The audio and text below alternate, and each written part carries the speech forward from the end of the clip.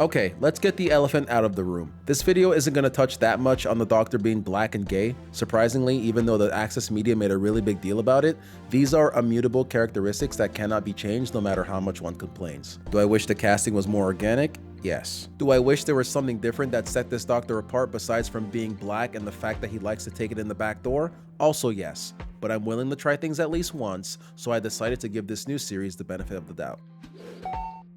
After about 2 weeks of agonizing research and reworking this script over and over, I think I finally have my thoughts together on how I feel about this new Who. If this video doesn't bang, you can guarantee I'm making sweet chin music to my Sig Sauer. Subscribe or die. Let's get into it.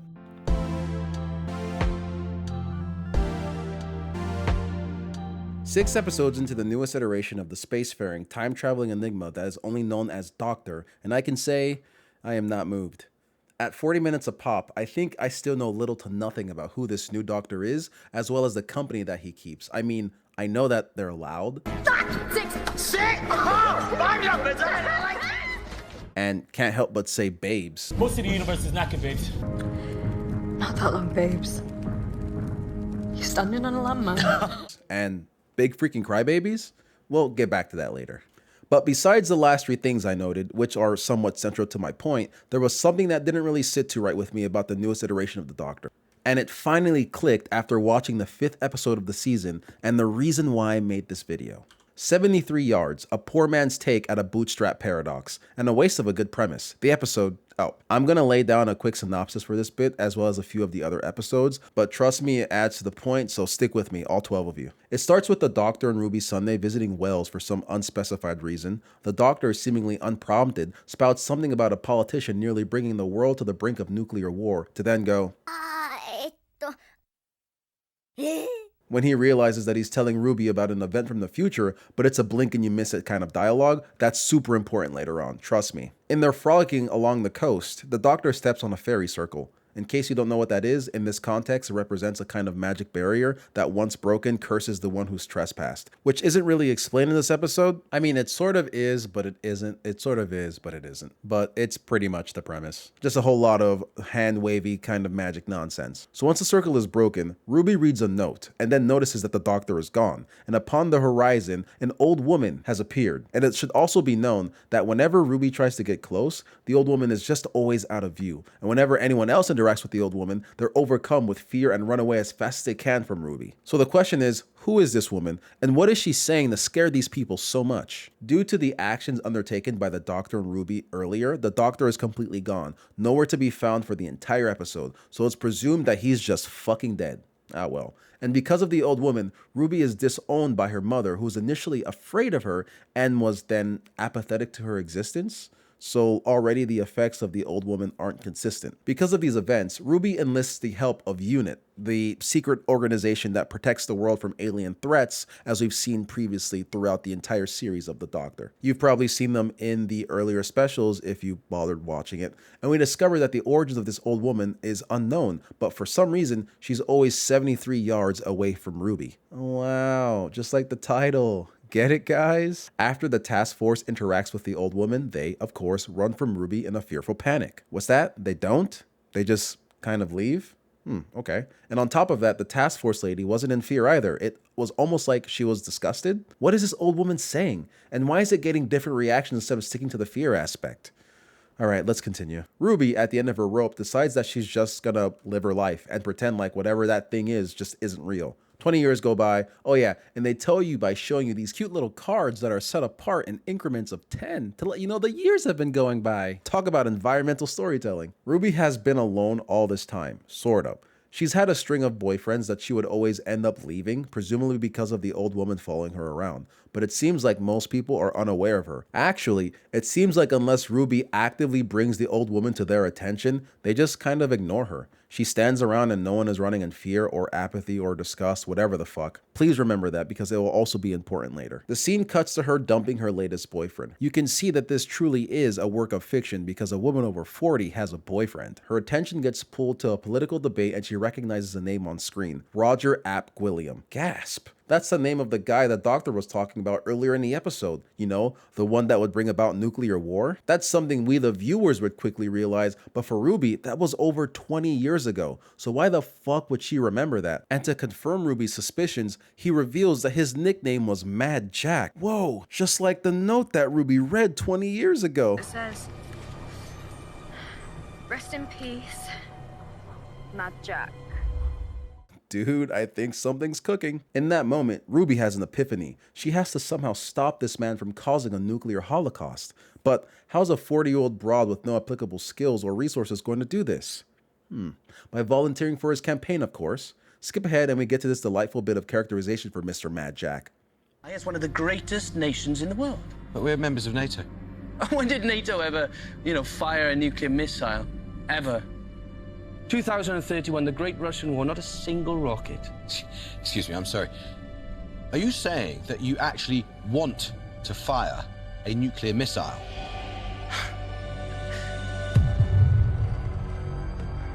We'll cut that bit out, right?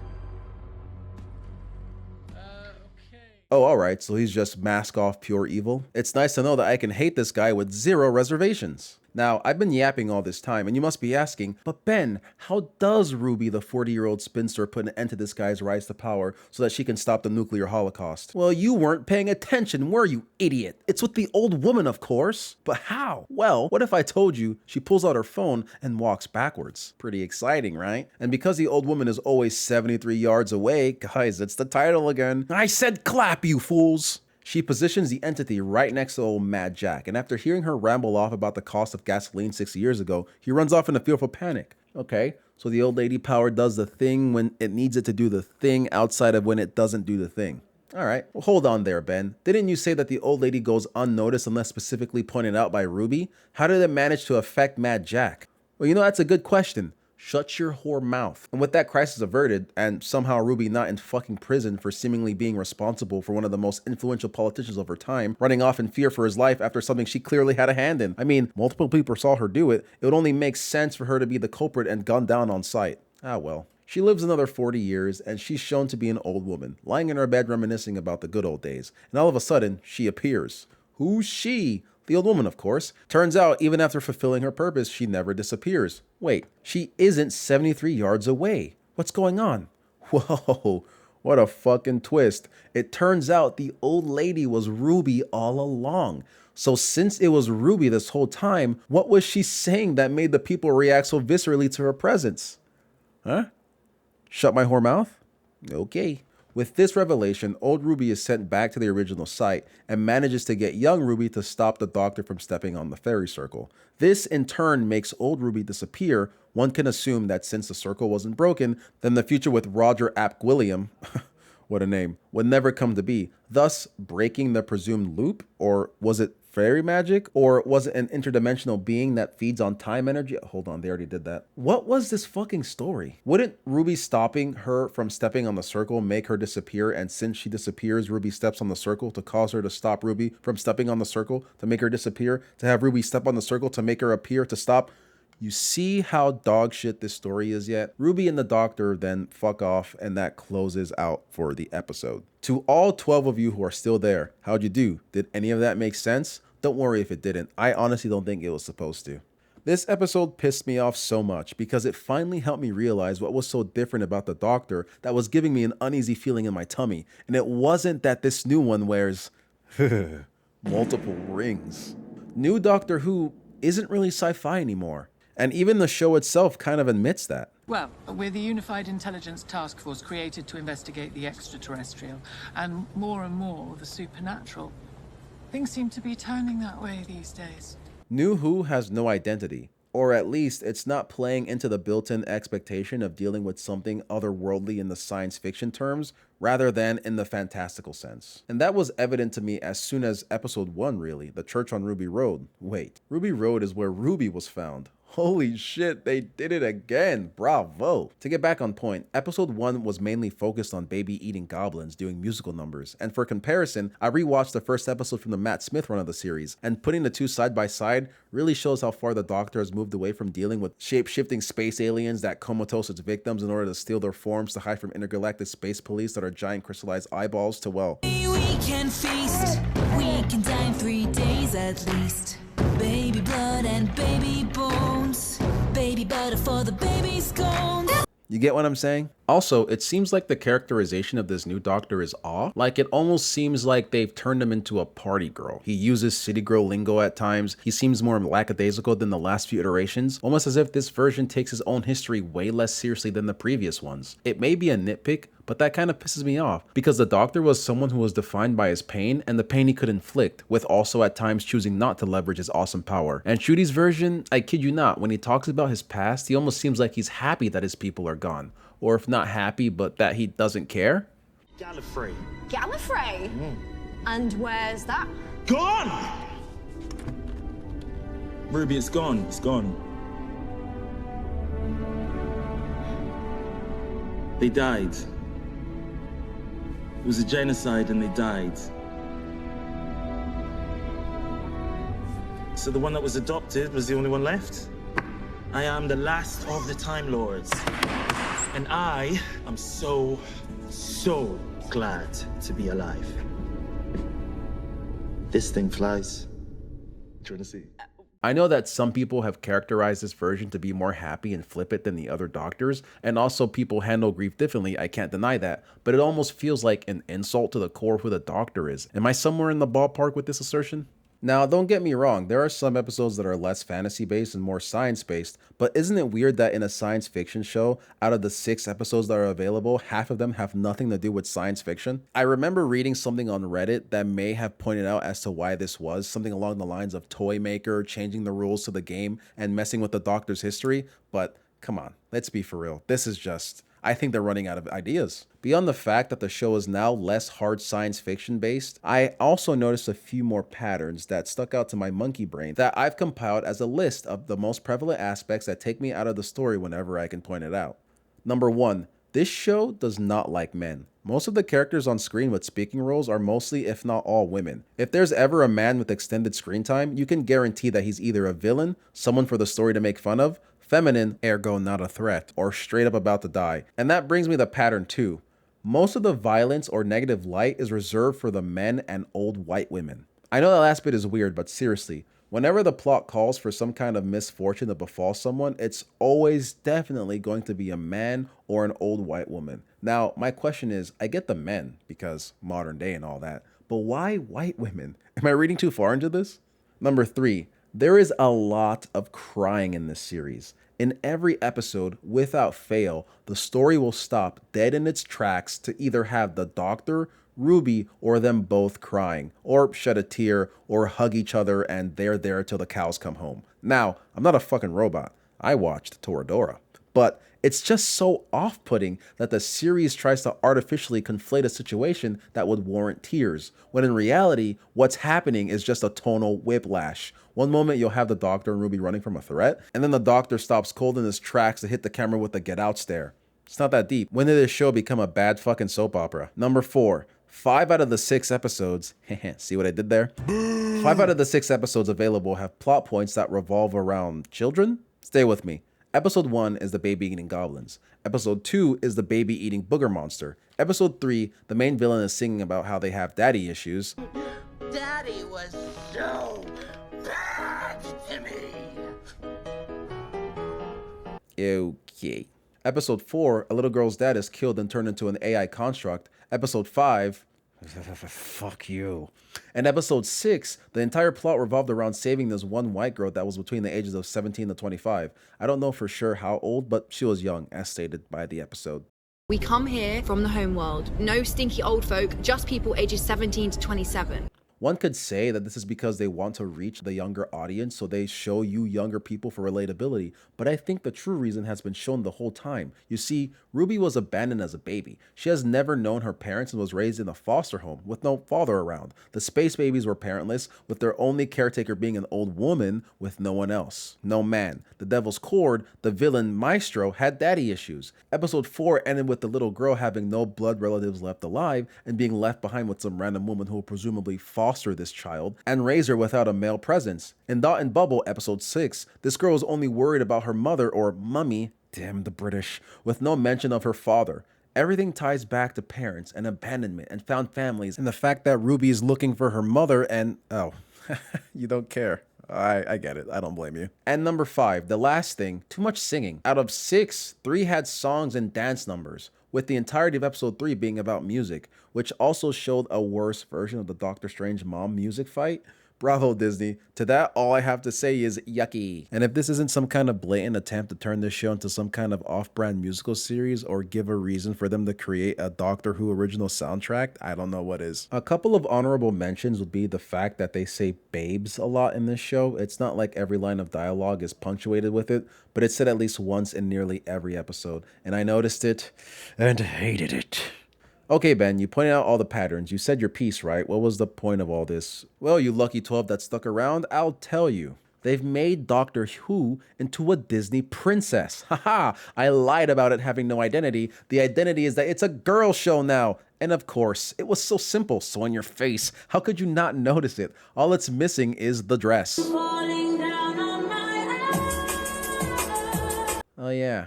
I will say that I don't think Ncuti Gatwa is a bad actor. I think he's doing the best with what the script is giving him, and it's giving him a load of hot streaming excrement straight from the back end of a quirked up Hollywood midwit writing team. They've relegated the Doctor as a sidekick to his own story, in my humble opinion, and with that, turning it into a girl brand, and on top of that, scaring away all the audience members that were built in previous, because when it was targeted for men, you know, white men, the people for whatever reason this show hates, I guess, it's losing all of its good faith, and now people don't really care about it that much. Now, I'm not saying girls can't like hard fiction, but you have to think about it like this. They probably liked it a lot more when it wasn't aimed for them. They probably don't fit the bill for your typical girl, if that makes sense. Same thing with Star Wars, same thing with Indiana Jones, same thing with Warhammer. The pattern is only getting more clear, and 2 out of the 3 examples that I listed were from Disney.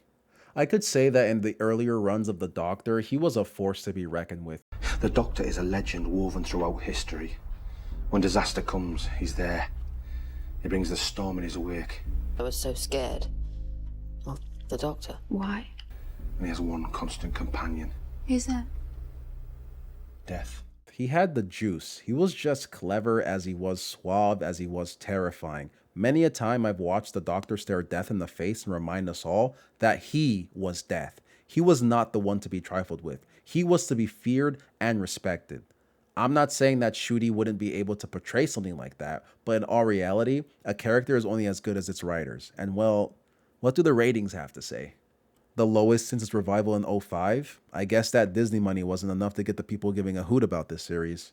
And it's weird because I can see what they're trying to go for with each episode, but it's always so ham-fisted. The writers just cannot get out of their own way. And I know I've already stated it, but Doctor is starting to move more towards fantasy than science fiction. Like in the first episode, it was about goblins on a flying wooden ship. Not even space goblins, it was like the medieval kind. Then you have the Devil's Cord, and it was literally about music. And then you had 73 Yards, which was literally about magic. But you did have Space Babies, Boom, and Dot and Bubble, which had sci-fi elements, but none of it really felt sci-fi.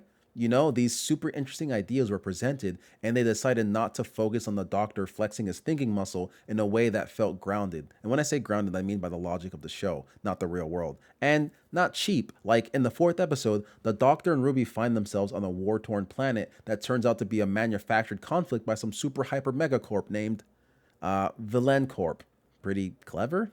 And instead of the episode taking you to the headquarters of the nefarious organization to do battle with the AI in charge, the entire thing gets taken down by one random rogue AI that was tricked into believing it had a loving daughter that wasn't actually his because the power of love or some shit. And what's worse, the episode took place in one spot, by the way. The doctor got stuck on a landmine, and you'd think he'd have his sonic screwdriver to disarm it, but no, he forgore. Okay, so why not have Ruby just go back to the TARDIS and fetch it for him? No? Alright. This whole ordeal could have been resolved in 5 minutes of screen time, which should have led us to the Doctor having a battle of wits with the War Profiteering Company, but fuck it, right? We need to manufacture tension and give the Doctor a reason to cry for the millionth time. Or what about episode 6, Dot and Bubble, a world where people are so distracted by social media that they don't notice that the AI in charge of keeping them entertained somehow managed to create genetically modified slug monsters that eat the citizens of the society in alphabetical order? What the fuck? Okay, sure, so how does the Doctor beat it?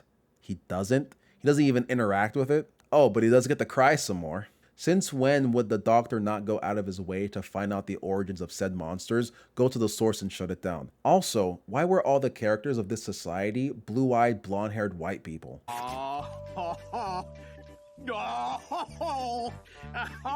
Instead of a good old-fashioned Doctor adventure, which would have ended with him putting the fear of death into a machine somehow, which, mind you, is a way more interesting plot than what we actually got. The writers decided to drop the big twist of the episode being that everyone there was in fact racist. You, sir, are not one of us. I mean, so you were kind, although it was your duty to save me, obviously. I mean, screen-to-screen contact is just about acceptable, but in person, that's impossible. Like, if they wanted to tackle racism, they could have just made them aliens or cyborgs or something that more people can relate to without it being a one-for-one of our world in the worst way possible. And I'm not afraid of shows tackling social issues, but whenever I get a taste of modern day writing and media, it always makes my balls itch. This show just doesn't have heart anymore. That bloated budget isn't helping one bit. I took a look at the old catalog and it only confirmed my suspicions for this new version does not hold a candle to the old guard. This is ignoring the Lady Doctor. I did not have anything against her, I just didn't watch it. Other shit was popping off in 2018, so this season flew under my radar. We had Spider-Verse, Deadpool 2, Dragon Ball Broly, Baki, Goblin Slayer, Devilman Crybaby. Nah, bruv, I didn't have any time for the Doctor. My apologies. But I leave it to you guys. Did you watch New Who? Did you come to this video because you weren't going to anyway? What's next for the franchise? Do you think they're gonna put Shooty in a ball gown? Who knows? But the real question is, who cares? Peace.